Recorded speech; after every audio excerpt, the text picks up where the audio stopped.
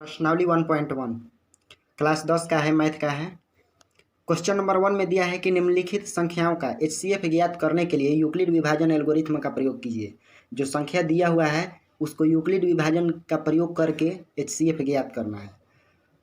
First में दिया है कि 135 और 225। तो हम लोग देखते हैं कि इसका HCF कैसे निकाला जाएगा यूक्लिड विभाजन एल्गोरिथ्म से।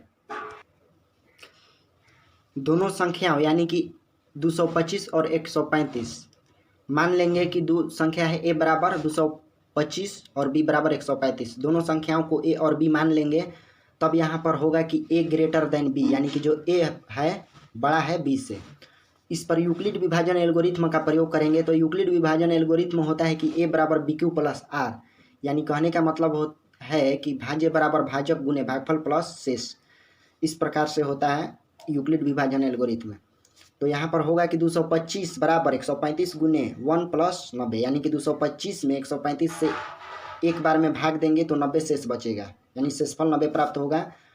तो चूंकि यहाँ पे शेषफल 0 के बराबर नहीं प्राप्त हुआ, शेषफल 0 से बड़ा है यानी कि 90 है, इसलिए फिर एक बार 135 में अब 90 से, यानी जो शेषफल बचा हुआ था हम लोगों का उससे फिर भाग देंगे 135 में 90 से।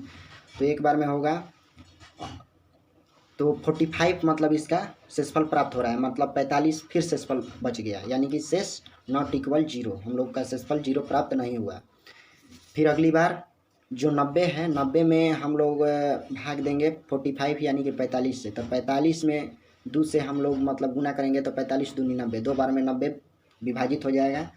तो चूँकि यहाँ पे शेषफल बराबर 0 प्राप्त हो गया, इसलिए 225 और इसलिए जो 225 है और 135 है उसका जो HCF होगा महत्तम हम लोग को 45 यानी कि 45 प्राप्त होगा।